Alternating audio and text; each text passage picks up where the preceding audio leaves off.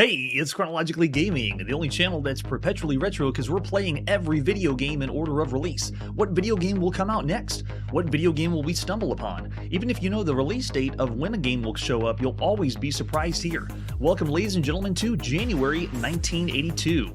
We last left off with Upper Reaches of Apshai for the Atari home computer. Let's see what our next game is. We're next going to the Commodore VIC-20, and this is Victrek. Victrek is another Star Trek variant, not based on the TV show. They just kind of did their own thing, made a strategy game, and we've seen this a few times on several computers, and this is our first variation of Star Trek for the VIC-20. Let's start with artwork, and all we got is just a few screenshots. Now, this one is by Gunter Koch. Way to go, Gunter. In 1982, and this one's a bizarre one because of all the games we've ever played, this one sometimes has an error and doesn't load, and sometimes it does. So let's fingers and toes crossed, will it run? Let's play some Victrek on the Commodore VIC-20, released sometime in January 1982. What will happen? It's like the cassette tape sometimes wants to load and then sometimes has an undefined error in one of the statements. So I honestly do not know what will happen. At first I thought it was broken and it wasn't going to work, but then I tried it again the other night and then it was loading. So I tried it again and then it broke again, and then it just keeps going back and forth, and it is one of the most bizarre video game instances we've seen so far. But I knew this was going to happen. Anytime you deal with home computers in the early 80s, all the Commodore 64 people, please raise your hand and you'll know what I'm talking about. Will it crash? Come on, Victrek. We want to play you. Oh, error in statement. Okay, so if you look on the left side, we have a video clip of the game playing. It's following the same tropes of this as the Star Trek strategic game. And you go around the galaxy defeating Klingons, and it has slightly action when you get to a Klingon. I'm talking very bare bones action. But for all the games we've seen up to this point, especially for the VIC-20 version, this one's still considered a bad game if you think of all the other strategy games you could play and the other Star Trek strategy variants. So we're going to say 2 stars for Victrek. If you got a better cassette that we can load, then send it my way. All right, let's see what our next game is after Victrek. We're next going to the arcade, and this is Video 8-Ball, another pool video game. Let's take a look at the artwork for Video 8-Ball. Table color changeable. Try for top rack points, 5,000 points. An exciting pool game. This is by Toonie Electro Service. At least that's what this advertisement flyer says on the front. But I know this is by Centuri. So for controls, we got an 8-way joystick, and we have 1 button to take a shot, which means they're probably giving us a very easy way to play pool, which is the way to do it in the arcades. There's our arcade marquee, 8-ball action. Magic Electronics. Not Magic 8-Ball. I don't even think that one exists. Can you put up in your palm of your hand in January 1982 the Magic 8-Ball? All right, so for other versions, we just have the first one and the revision version. We're going to play the very first one. It's sometime in January 1982, and this is Video 8-Ball by Century Electronics. Game system operational. And it talks to us. Love it. Century Electronics in UK Limited. Okay. So put some coins in, select the game, pocket all colored balls. 8-ball has to be last. And looks like they get points awarded by which balls or ball numbers in the pocket. And goes right into attract mode. Nice. Physics actually look pretty good from the attract mode. All right, we played quite a bit of video pool already. I love pool, so let's put a quarter in and see what happens. Press start button. It's still talking to us. Yeah, I'll push start button. Thanks, 8-ball pool. Now, this isn't the normal 8-ball that you would have played in North America. I wonder if it is UK rules. So here we go. If you look at the bottom, the hit and speed, looks like speed is rolling. 1, 2, 3. And we've seen this before with the other pool game. They're keeping it really simple in the arcades, which is smart. All right, went for the first break. Let's just pocket the balls in. Let's see how well it works. Looks pretty good. Multiplies your score. Can't go for the 8-ball. Let's see if we can go for the 2. Not even close. Physics is all right. It honestly feels the same. I wouldn't say perfect, but it feels the same as the other ones we've seen in the arcade. And it's pool. If you enjoy a good game of pool, this is it.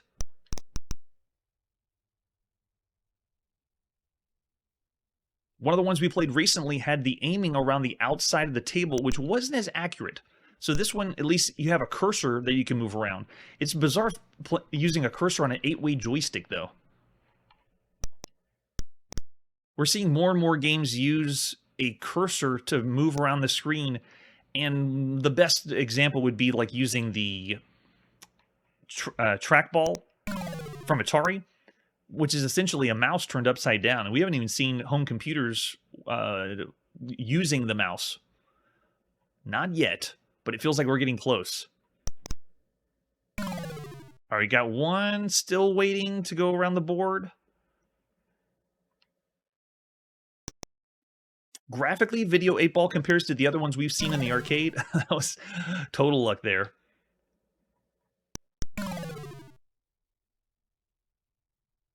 And it's still letting me go on the same quarter, so we're still doing all right. Another lucky shot. And let's go for the 8-ball. Got to call your pocket. 8-ball corner. Let's see if we can do it. Yeah, there we go. All right, so that's Video 8-Ball. Of all the games we played up to this point, if pool's the way to go, this is one of the best that you could play up to this point. Easy game to play. So for our star rating, let's go for above average for sure. Video 8-Ball gives you, I would say, 3.5, considering all the games we played up to this point. If it's a pool game you want to play in the arcade, though, it's excellent. And the talking, I don't think they needed to do talking, but why not? So we'll say 3.5 stars for Video 8-Ball. And with that, let's press forward and see our next game. Oh, next is the release of Voyager I, Sabotage of the Robot Ship. We got it in 3 different flavors, on the IBM, on the Atari, and on the TRS-80 color computer. So let's start with the MS-DOS version of Voyager I, Sabotage of the Robot Ship. Starting with a box. This one is by Avalon Hill. Really cool artwork. You're going to see why. This one's taking a different approach to playing a action game. If we flip it over on the back, as always, Avalon Hill is really classy with their box, kind of making it standardized. A new microprocessor role-playing concept. I don't know if it's really not a role-playing game. Voyager I puts you on board a spaceship infested with killer robots. You are the lone survivor of a human invasion strike sent upon almost an impossible mission. Sabotage and destroy the robot ship and its mechanical pirates and escape before the ship self-destructs. So this is the IBM version, and you can see we're going to be playing on 5.25 floppy disk. So on board, the pictures on the back are actually the TRS-80 version.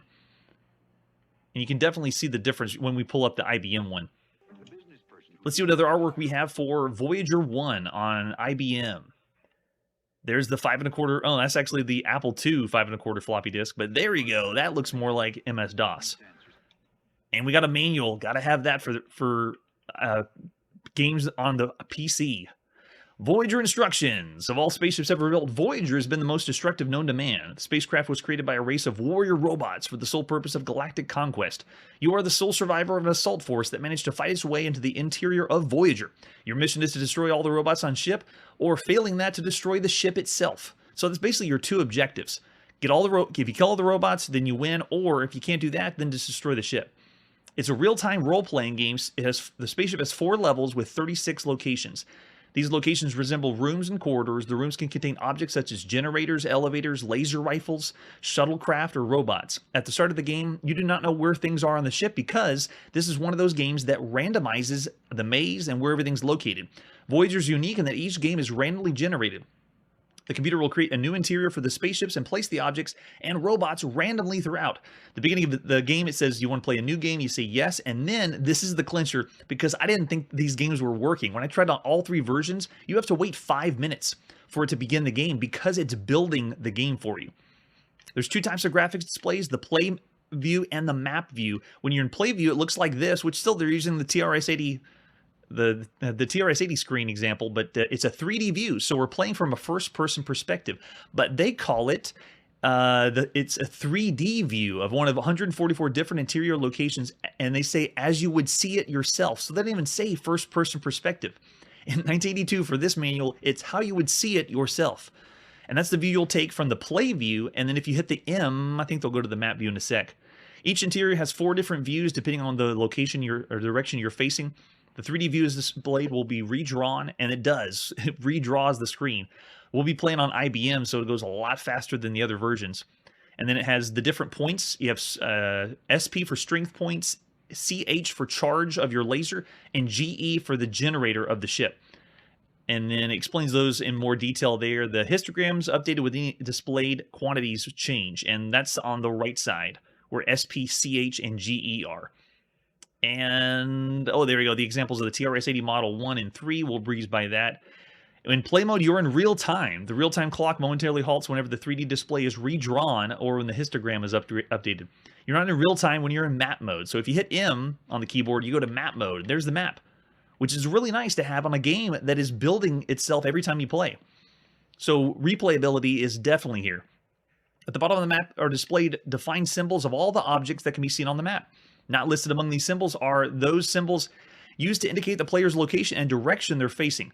Like you can see, they're explaining the controls or commands that you do, left, right, up, and down, and this is where you'll be moving your player around. And then for combat, it takes place whenever you encounter a robot. Robots can only be destroyed with a laser rifle.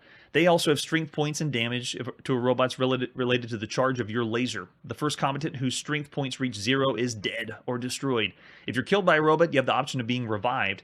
If you'd like to be revived and continue, it will randomly place you somewhere within the same ship it's already built. So here we go. Here's all the commands. You can see we're going to be using the numpad. 8 to go forward, 2 backward, then turn left and right. A is to abandon ship. You only can be used in the room with the shuttlecraft. So abandon, I think you have to first set the ship to self-destruct, and it will result in the destruction of the shuttle by the robots. C is to charge your laser. If you're ever in a generator room, you can charge it up. D is to go down the elevators. F, fire the laser. M is the map. T is take or replace laser rifle, which all laser rifles will fully charge, not displayed as the play mode. Okay, so the looks like you have different ones you can pick up, and then you have the elevator go up, and then Q to quit the game, which I think would just help to redraw the whole map. Like if you get a map that's really bad and you want to do it again, you can hit Q. And then there's the controls for IBM and what is the difference between that and Apple. How you move around is interesting because every time you move a step, it's going to redraw the screen. And it explains the view, the perspective, because they're saying if you're looking at door 1 and 2, it's actually, they show you from the top down what it looks like on the map. It's helpful if you're not used to first-person perspective. There's only, I'd say around 10 to 20 we've seen so far on the channel from this perspective, or the view as you would see it. Most famously being Battlezone in the arcade, and then when you play a Calibeth or Ultima, every time you go in a dungeon, they're in first person. And then another example of the way to play the game, because it can be a little disorienting when you first check it out. All right, so that's pretty much all we'll need for the manual. The rest is loading instructions. So for different versions, we have none. Let's pop it and play some Voyager I, Sabotage of the Robot Ship on IBM. Now, it even says the game takes a while to load when you select new game. Be patient, it hasn't locked up.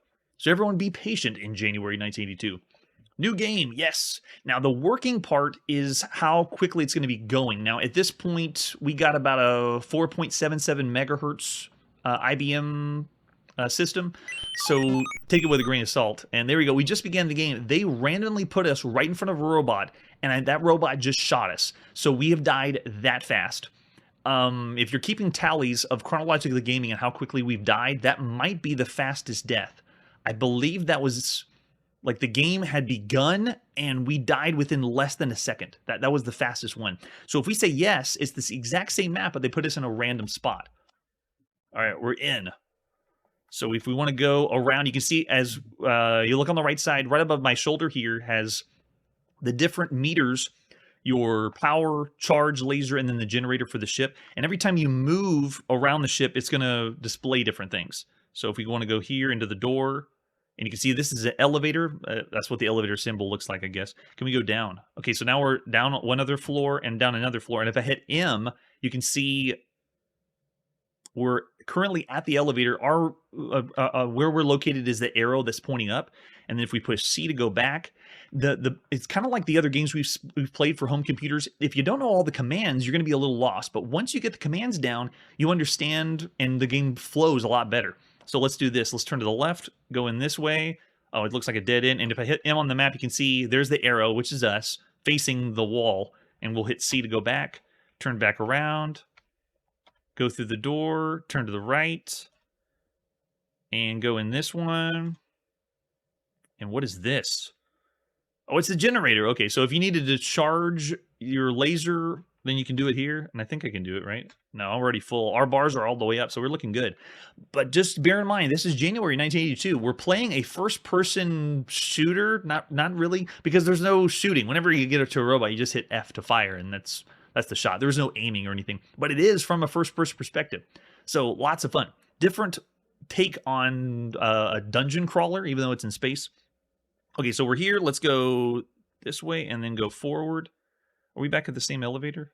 No, okay, we got a new one. So you can see it's two different elevators that we're in now. Go to the left now. And moving our way through the maze. It still gives me vibes that I'm playing Ultima or a Calibat, even though it's not fantasy.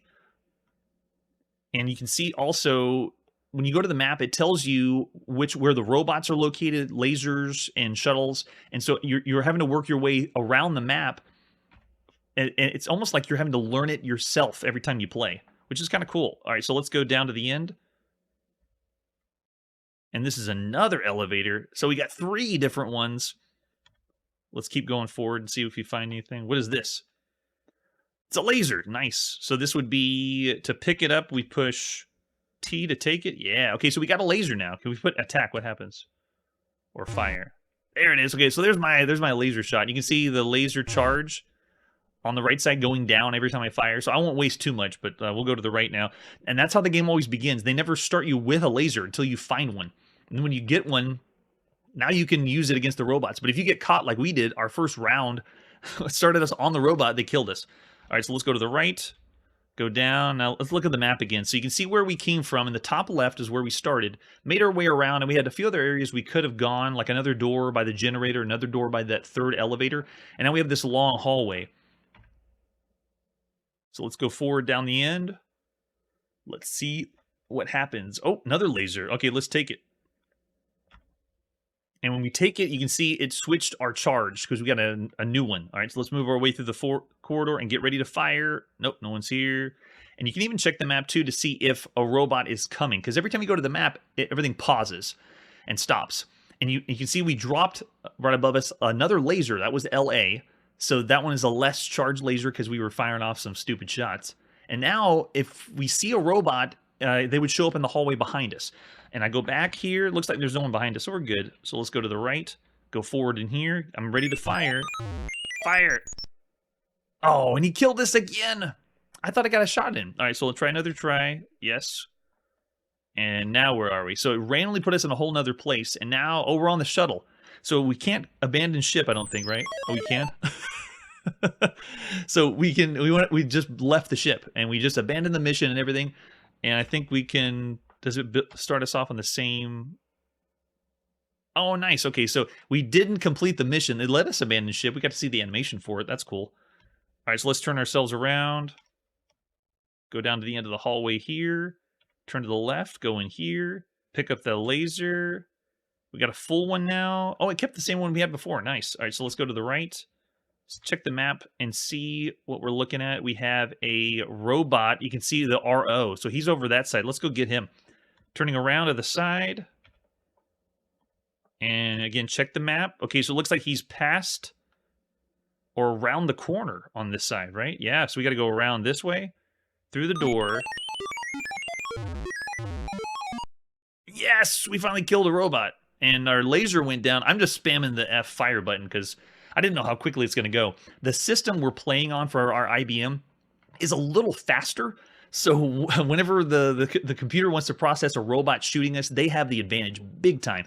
And I'll show you now the difference between the other versions beside this one, because this one's, we're just cranking. When I want to move forward, look how fast it turns, the screen redraws. At this point in January 1982, if you had a beefed up IBM PC, it is the more expensive one, but that would be the better way to play Voyager 1.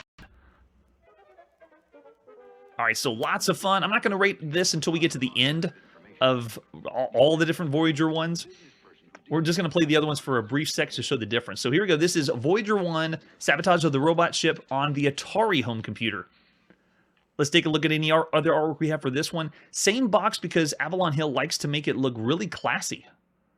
Same back of the box. They're still showing off the TRS-80 graphics. And then there's our ad with everything on here I believe we played.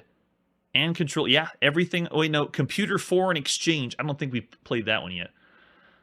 And then there's what we'll be playing on the cassette tape. And you can see all the different versions here. Atari's, Apple's TRS-80 color computer, the TRS-80 by itself, and the PET.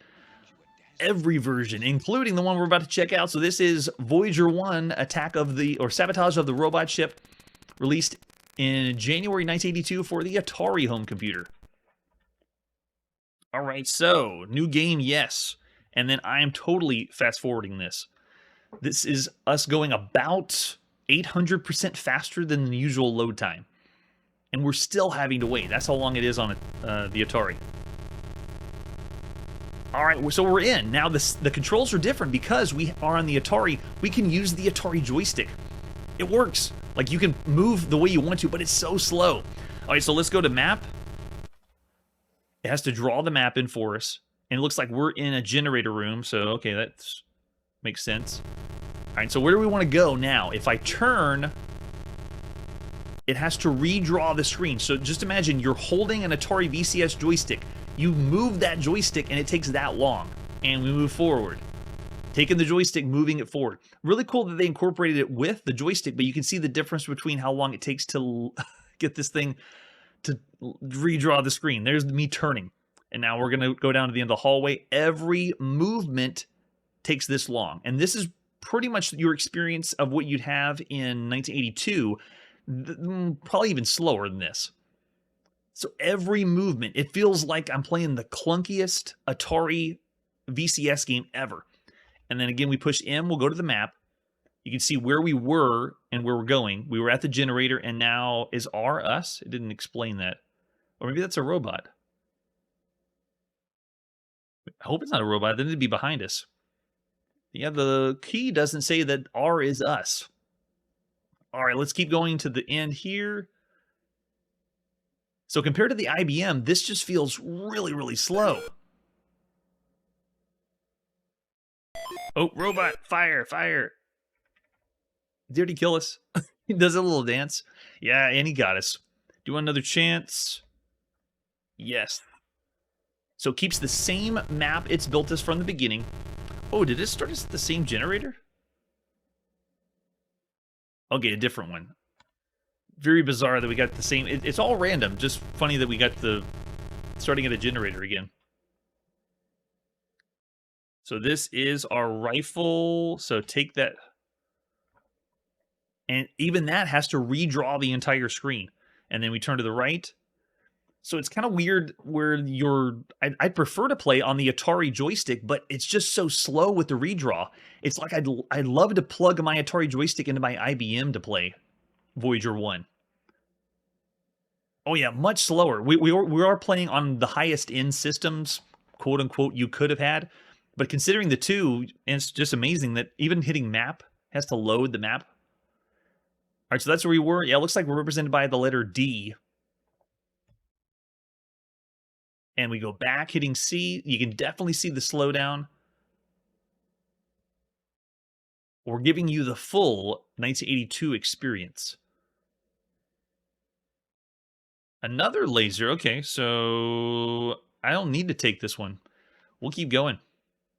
We already got one. And I'm ready now. It's almost like you're playing a Twitch game because you don't know what's going to be in the next room unless you looked on the map ahead of time. So let's hit M. Go back to the map and see where we are. It's redrawing every room, too. Wow. Yeah, so it is slower, but still playable for 1982.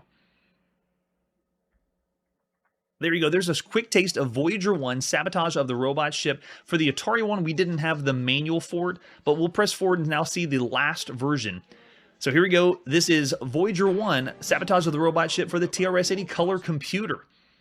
And this one, we got a little bit more. We have the box, I believe a different ad, eeny, meeny, miny, mo, 5 hot games for your hot cocoa. with, is this all Avalon Hill? It is. You know, they have War Game, which we haven't seen yet. Breakthrough, I don't think we've seen yet. So this one looks like a newer ad, but it has Voyager I there in the center. You've heard or read about low cost. And we got the manual too. Yes. This one, again, was released for lots of different ones. We're just checking out 3 that I could get to work really well. We did not do the PET, but imagine playing this on the PET and the original TRS-80. Sabotage of the Robot Ship. We'll be playing on cassette. So this one looks like the same manual as the IBM PC. Yeah, so it's telling us the exact same idea. The point of the game is destroy all the robots. If you can't do that, then just destroy the ship. Set it for self-destruct and then get out of there.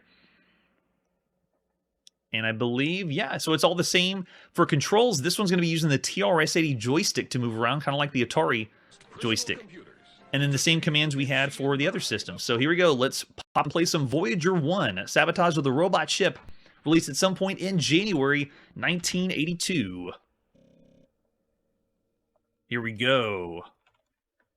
In basic, which means this probably is going to be slow. All right. Now, this is the game that we are going to fast forward even heavier because of as long as this takes.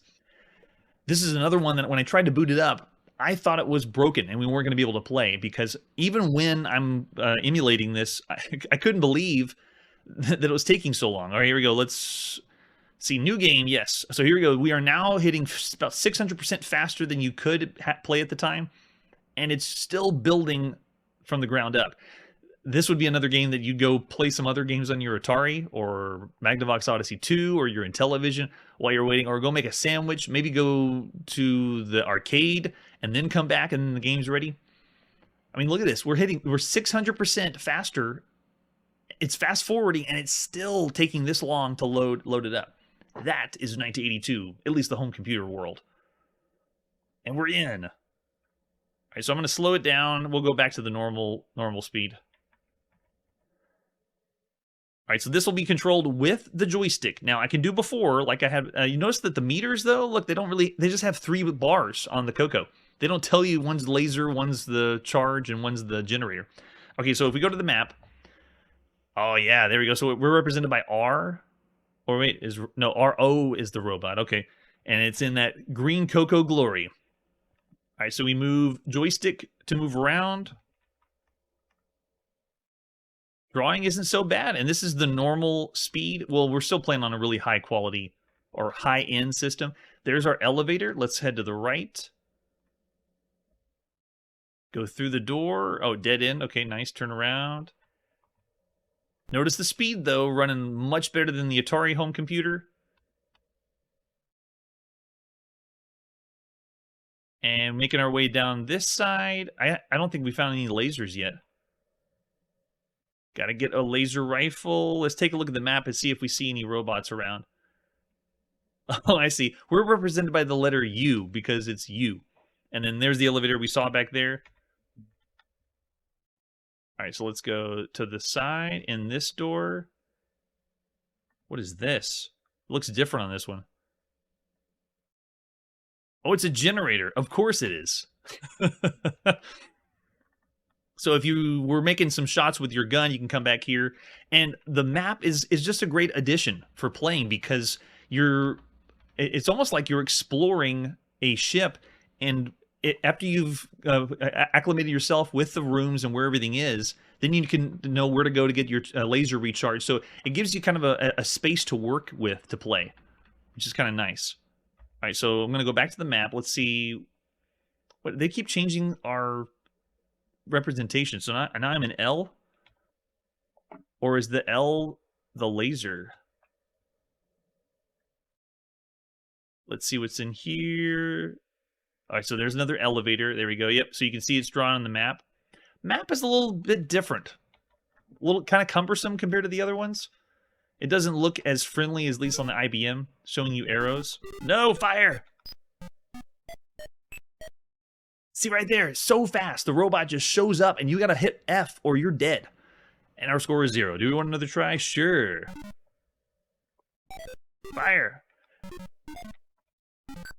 I don't think we can. Yeah, we can't because we don't have a laser. So that means when we said let's play it, let's try again, it's starting us right in the same spot. It put us in the same spot of another robot. So it's randomly making the maze in the beginning. It's randomly putting you in different spots, but still a lot of fun for 1982. Price leader. Radio All right, I can see a slight difference between the different ones. I'm gonna give the highest to Coco and IBM. If I wanted to, I could give a slight notch and say the IBM was the better one to play, but still above average for the time. If you're gonna play something, this is a lot of fun. A first person perspective game. So we'll go 3.5 stars for Voyager I. Same thing on the Coco, 3.5 stars. You've heard or read about. And for Atari, it's rough, but it still works, and it's still good. I'm going to say it's still, yeah, we'll say 3 stars. We'll still say about average for the time. If that's all you had. No one had every computer at the time. All right, so after Voyager 1, let's see what our next game is. We're still on the IBM. This is Warren's World Lost Colony, which we saw earlier on the Atari, just called the Atari home computer. It was just called Lost Colony. For this one, we have nothing but screenshots, but we do have the manual. So this one is another resource management type game.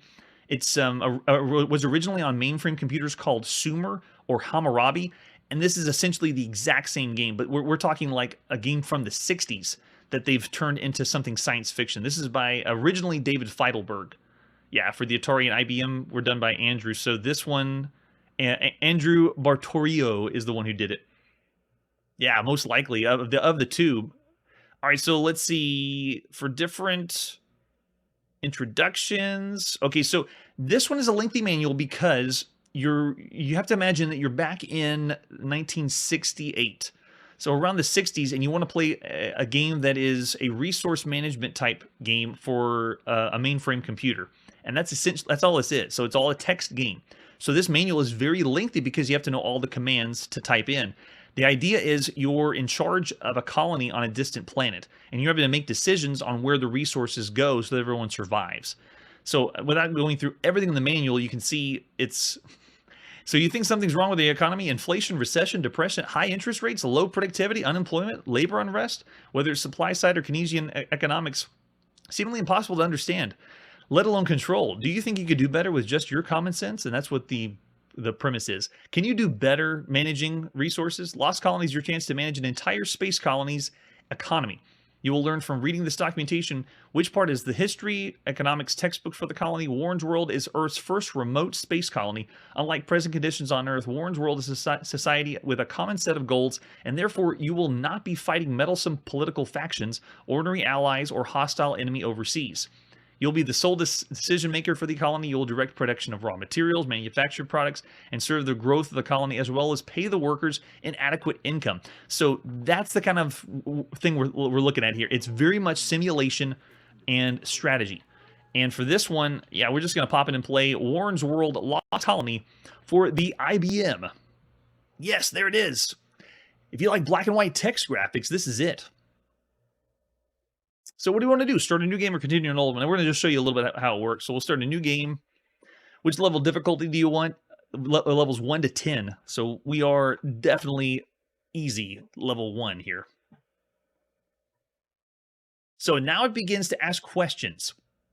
Every time you play the game, it's random. It says there's 2,148 people seeking jobs.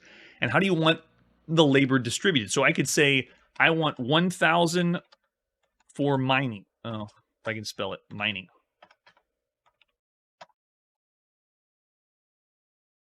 And you can see it redistributes where the labor is and says how many people we have left.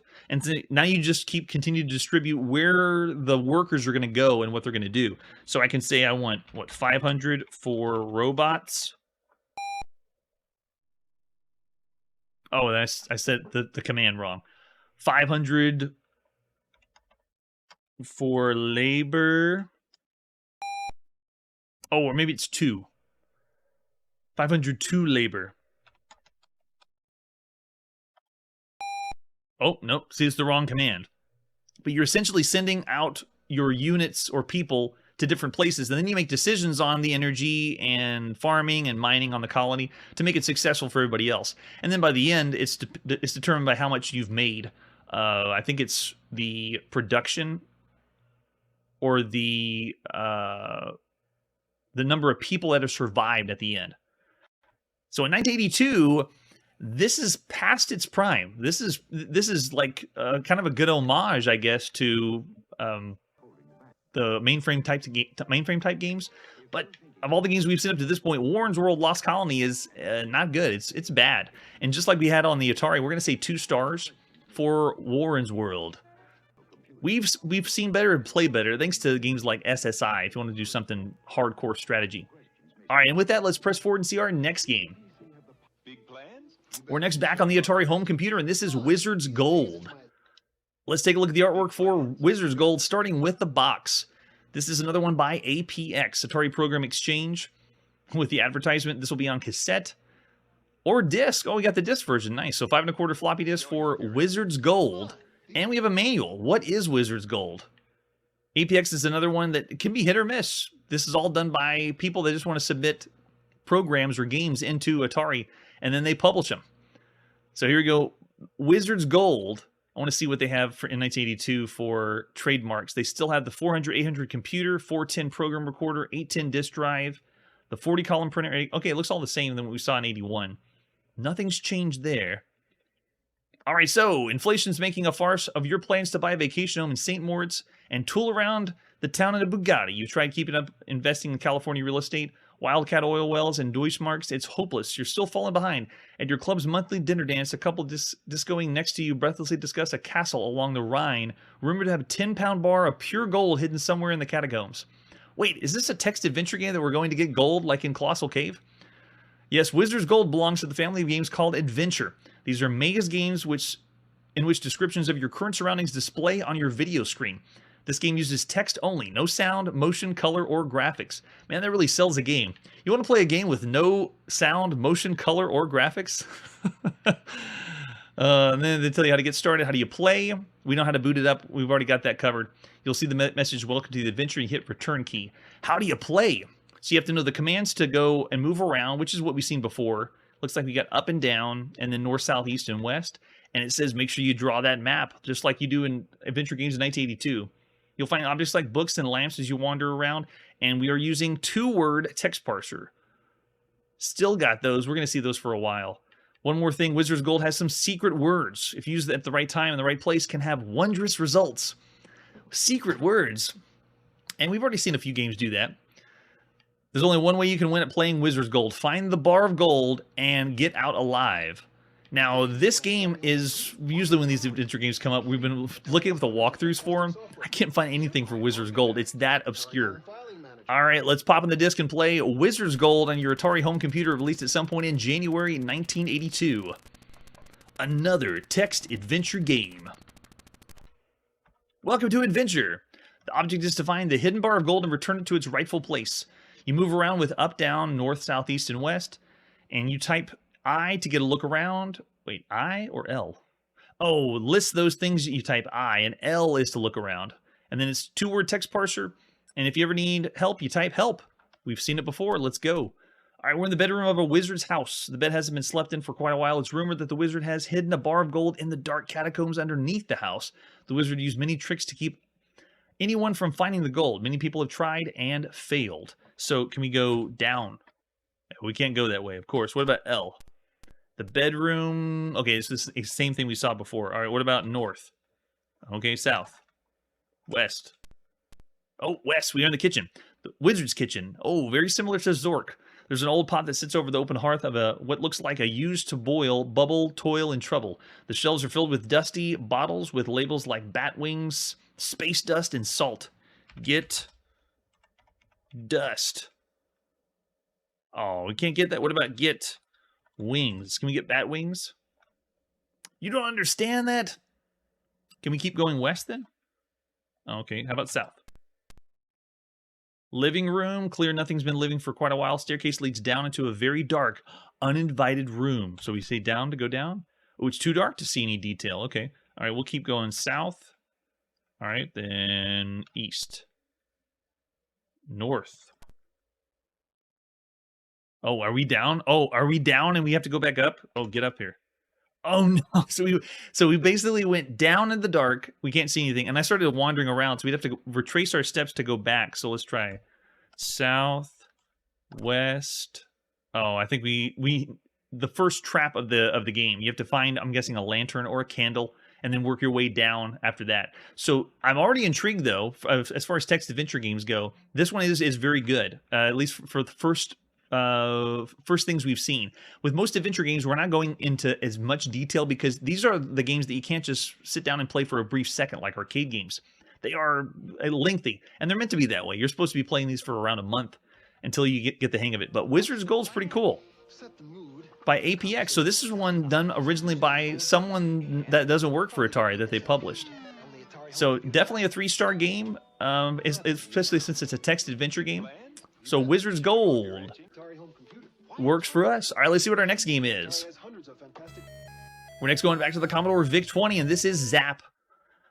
Let's take a look at Zap. We have no box for this one. We have different versions, which, oh, this is by Compute. So this is a type-in game on Compute Magazine, released at some point in January 1982. I label this as puzzle game, but I don't know. This is by Pierre Bitz. Way to go, Pierre.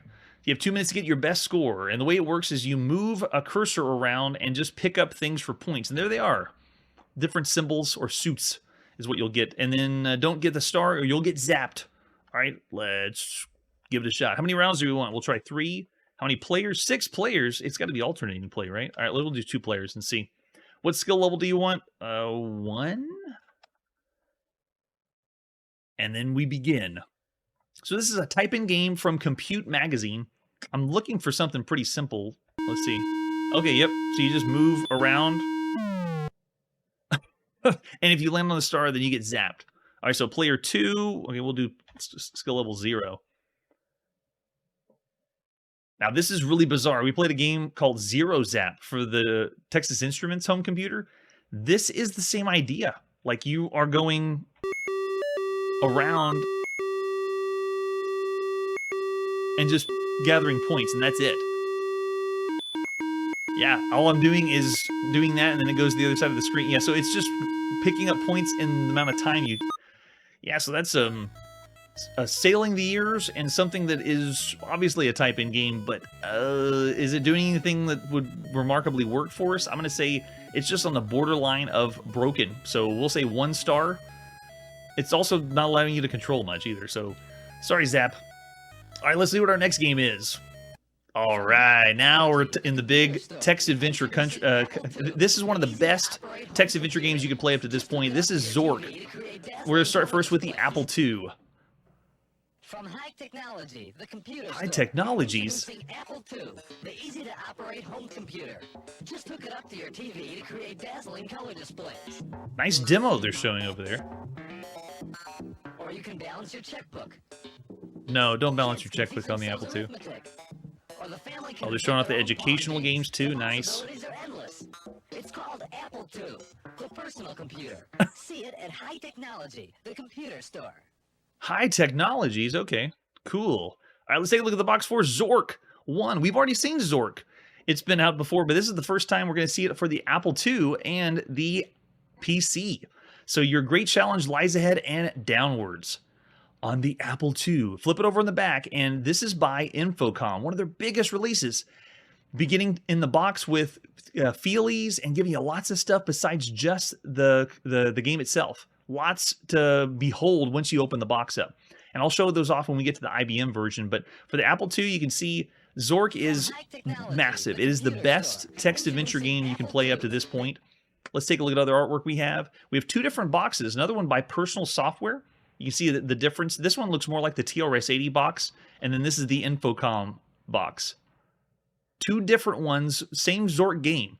Zork was originally on mainframe computers and then broken into 3 parts because it was so big. And this year, 1982, is when we get to see the entire trilogy, because we've only seen Zork 1 and 2. Zork 3 will be released this year. And so, gotta get ready for it and show them on the other systems. There's the ad we have for Zork, or by Infocom. And you can see there's Zork 1, 2, and 3 up there with Deadline and Starcross. All 3 of them giant boxes with lots of fun stuff inside. One of the things you did get inside is the map, the Great Underground Empire. So helpful, because otherwise you have to get grid paper out and make your own map. And then they have a legend over on the left side. Love it. Really gets you into the lore and wanting to play a game that you can't see or hear, because it's only a text adventure game. And there's our 5 1/4 floppy disk for Apple II. Easy to operate home computer. Just hook it up to your TV. All right, this one we have 2 different versions, but we're going to play on the first for the Apple II. So this is at some point in January 1982, and this is Zork for Apple II. If you already checked this out whenever it first was released, then you're already very familiar with how big Zork is. The Great Underground Empire Part 1. And we're here. So we're start off in the west of the house. We're standing in open field west of a white house with a boarded front door. There's a small mailbox here. And let's just say we want to ignore this and just continue south. We won't do the mailbox part. You're facing the south side of a white house. There's no door here. All windows are boarded. All right, we'll go east. We're now behind the house. Path leads in the forest to the east. One corner of the house, there's a small window, which is slightly ajar. So for this version, for the Apple II, let's keep going east. What happens? We're in a small clearing in the well-marked forest path that extends to the east and west. So let's keep going east. Oh man, now we got a canyon view. We're at the top of a great canyon in its west wall. From here, there's a marvelous view of the canyon and parts of the frigid river upstream. Across the canyon, the walls of the white cliffs join the mighty ramparts of the Flathead Mountains to the east. Following the canyon upstream to the north, Arrogane Falls may be seen, complete with rainbow. The mighty rigid river flows out from the Great Dark Cavern. To the west and south can be seen an immense forest stretching for miles around. A path leads northwest. It's possible to climb down into the canyon from here. So I want to leave this one here because I've said before when we played Zork, this game is not just a text adventure game. This is like an open world text adventure game. It has lots of lore. It has lots of places to explore. It is bigger and more massive than Colossal Cave. A lot of the other adventure games we've been seeing as text are just taking the same trope as Colossal Cave, but Zork, no. Look at this. This is much, much bigger. All right, so that's the Apple II version of Zork, and for the time, this is way better. And the other thing that's great about it is the text parser isn't just a 2-word text parser. I believe this understands 4.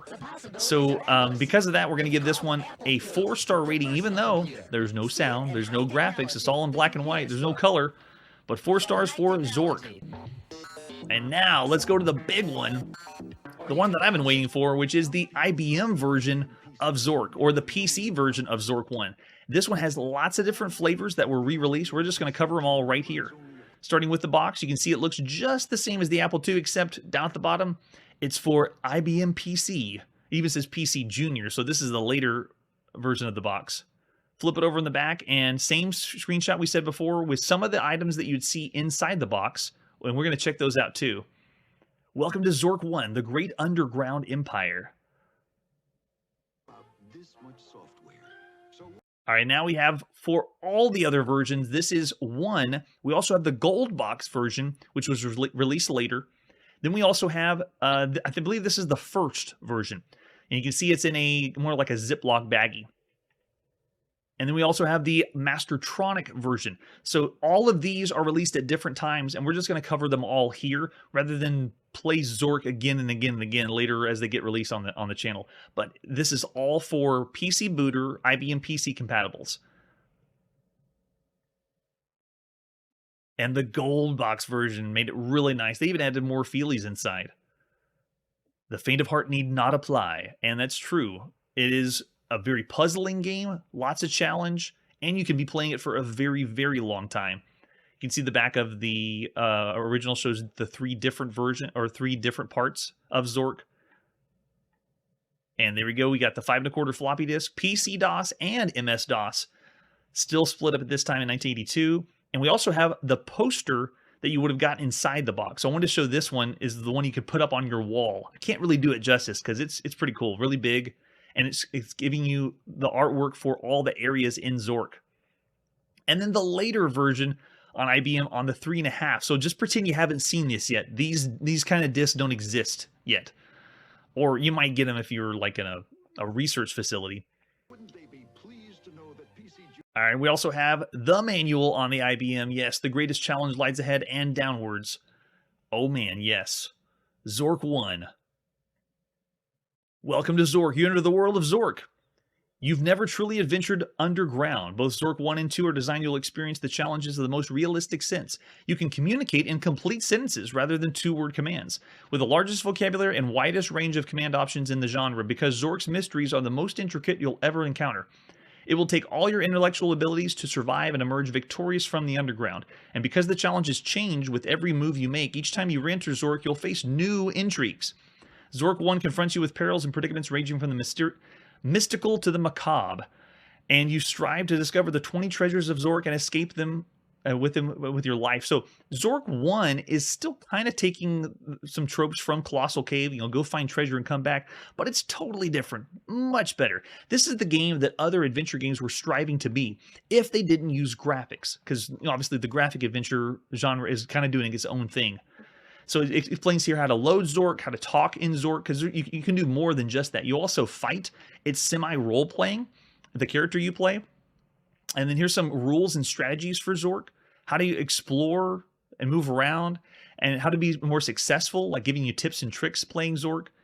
And then saving. Oh, we got to save a lot in Zork, that's for sure.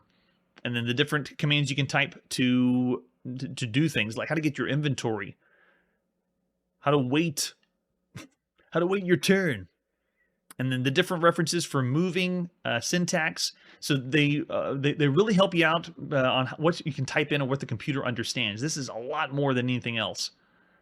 Yeah, you can even say, I don't know the word, your word, and then it'll give you other vocabulary or synonyms for it. So it's even helping you understand what the computer will register. So cool. All right, now we got even more. Because we're on the IBM, check it out. Here's the illustrated map that you got inside the box. So I'm giving you a sense of what the other Feelies were like. This map here, with the lore of Zork. The Invisi-Clues map, which was a hint booklet you could have gotten from Infocom. The Infocom Department of Touristry Lost Despondent Adventurers map for Zork. And they have more maps.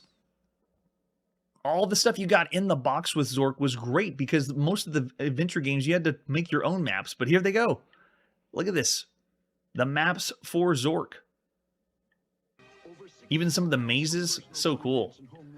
And then we also have the book that came with Zork, The Great Underground Empire, A History, which gives you even more lore of the world you're about to play in. Does this have a library on it? Oh, that's right. They're making it seem like it was a book, a library book in the world of Zork. Not a real library here. Festerton Town Library. Oh, this is so good. Yeah, this book, it just really gives you to dive in. In 659 GUE, the Kingdom of Gwendor is relatively small, encompassing 7.5 provinces on the western shore of the Great Sea. Yeah, at this point, if you were going to play Zork and you really enjoyed Zork, you've probably been playing it for months and months. Chapter 2, Empire Goes Underground, and they start to break down the story of Zork, why you're underground in mazes. And then they show you all the different locations. With this book shows the places you're visiting that you'll never see because it's all text. But it gives you a great background. Instruction manual for the Great Underground Empire. Yeah, here we go. So this is very similar to the manual, but this one I believe is for the gold box version. And you got all this on top of the other Feelies, like these.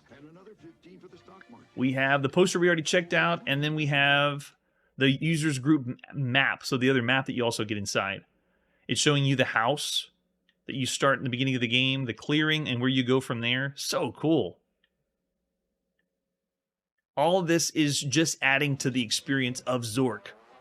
Over 300 for education. And then the hint book, the Invisi-Clues hint book. Congratulations, you have joined the elite. Zork is the most challenging and rewarding computer game on the market.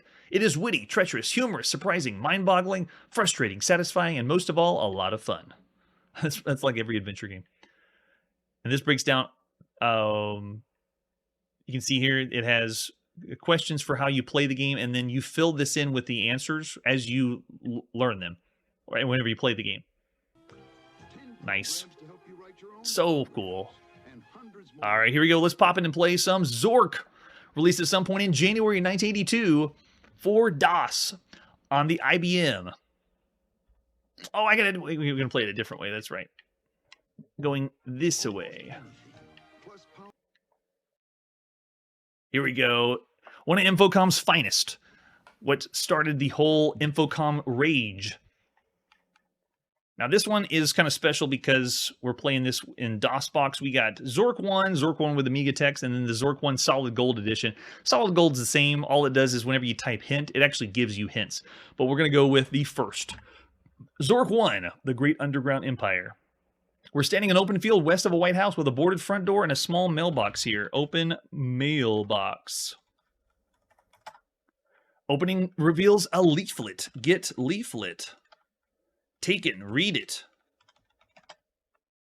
And there it is. Welcome to Zork, an adventure game of danger and low cunning, which we've done this one before. All right, so let's drop it. Dropped. South. We're now facing south of the house. There's no door here. All the windows are boarded. And if you had the map from inside the box, then you can just follow along. Now let's go east. We're behind the White House. At least one of the windows is slightly ajar. Open window. With great effort, you open the window far enough to allow entry. Enter. House. And we're in the kitchen of the White House. A table seems to have been used recently for the preparation of food. A passage leads to the west, and a dark staircase can be seen leading upward. A dark chimney leads down to the east as a small window which is open. On the table is an elongated brown sack smelling of hot peppers. A bottle is sitting on the table. A glass bottle contains a quantity of water. West. Now you see the writing, though.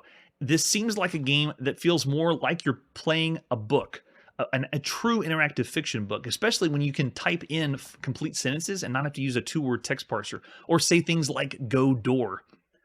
All right, so we are now in the living room. There's a doorway to the east, a wooden door with a strange Gothic lettering to the west, which appears to be nailed shut, a trophy case, a large oriental rug in the center of the room. Above the trophy case hangs an elvish sword of great antiquity. A battery-powered brass lantern is on the trophy case. Hey, welcome, Jeff Quest. We're playing Zork, the original Zork, and the Infocom release for the IBM PC. The best text adventure game you could play at this point. All right, so now that we got that, let's get lamp. Got it. And then let's go open trap door.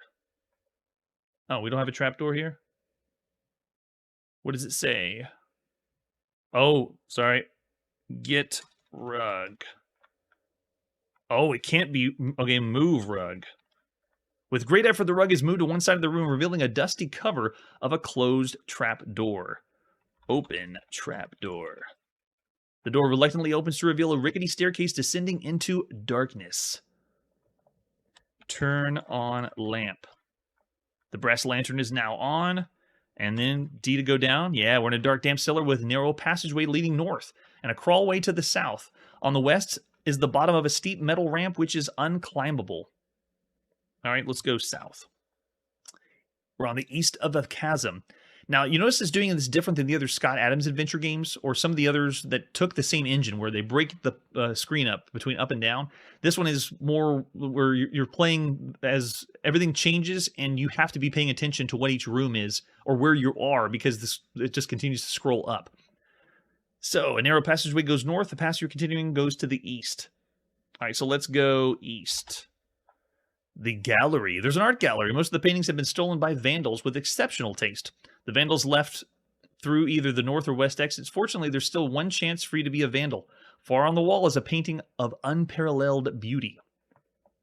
Take that painting. Got it. And then let's go north. We're now in the studio. It looks like an artist studio. Walls and floors are splattered with paints of 69 different colors. 69 different colors. Nice. Okay, so this is interesting that the game is giving us so much information about the rooms themselves. It's not your same old text adventure game. This is much more expansive, much more interesting. The way they write it, too. All right, so let's see. There's a chimney, so go up chimney. And we're back at the kitchen table, elongated brown sack smelling of hot peppers. So we worked our way back to where we were from the beginning, like the kitchen area. And this is just the beginning. We just picked up one treasure in Zork, and you can just go around the whole world finding the different treasures, and also equipping items and discovering the world, using everything they had in the box to play the game and understand the lore of Zork. This one, again, is just like we did rate the other one, right? Yeah, all right, I was just making sure. This one, just like the other Zork that's out, this is definitely a 4-star game. If you're not into text-adventure games, I can understand. Big deal, but this is one of the best. All right, now we got to put our video game playing on pause. So many games in 1982. We just finished the end of January 1982. We'll continue with February 1982 next time. That's all for today, and like I always say, a Gru once bit my sister. Hey everybody, thanks for checking out the channel and joining me on my quest to play every single video game in order of release. We'll be streaming live every weekday at 9 p.m. Central, so join us and let us know if we missed any games along the way. This video would not be possible without Launchbox, RetroArch, and MAME. Tell all your friends there's some crazy guy named Chronologically Gaming trying to play every single video game. We have links down below that'll send you to places like our Discord and Patreon, and one that says all the video games we've ever played. If you go there, it's a list of everything, and you can click right to the game you want to see. Chronologically Gaming is the name to look for. We are perpetually retro, and we will catch you next time.